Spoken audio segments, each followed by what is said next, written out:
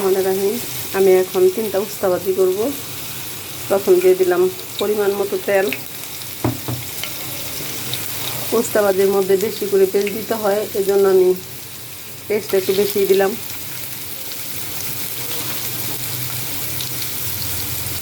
দিলাম কাঁচামরিচ 4টা,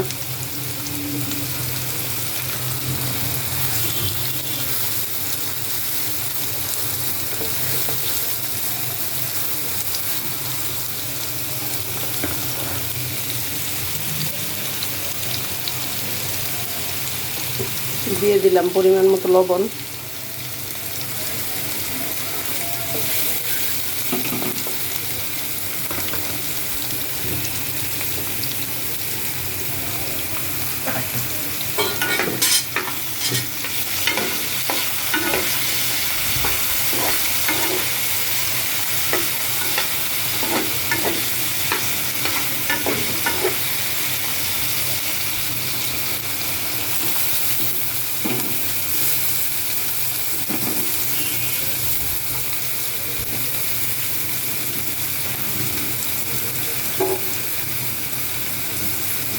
আমি উস্তা পানি জড়িয়ে রাখছি, দিয়ে দিলাম।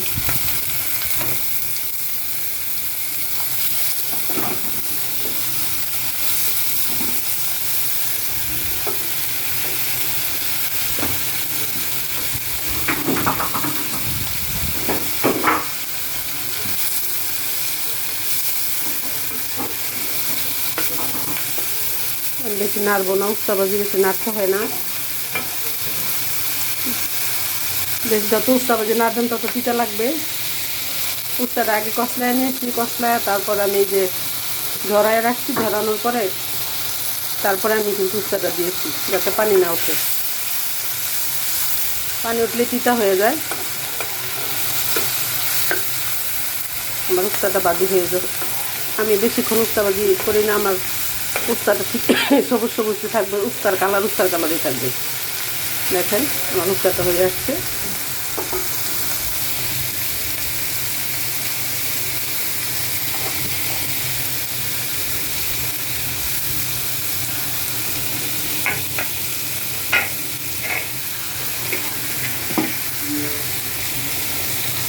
একটু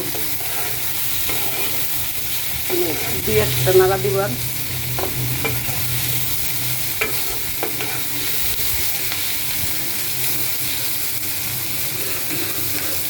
আমার উস্তাটা হয়ে আসছে, আমি এখন নামাবো। বিসমিল্লাহির রহমানির রহিম। এই তো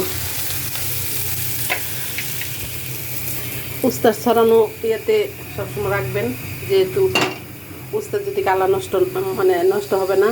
যদি ছড়ানো ইয়েতে রাখেন, ছড়াই দিবেন, উস্তাটা ডাকবেন না, না ঢেকে তারপর ছড়াই দিবেন, দেখবেন উস্তার কালারটা কত ফাইন হয়। আমার উস্তার কালারটা কিন্তু উস্তার কালার রয়ে গেছে। সবাই এভাবে উস্তা ভাজি করবেন। ধন্যবাদ সবাইকে। আসসালামু আলাইকুম।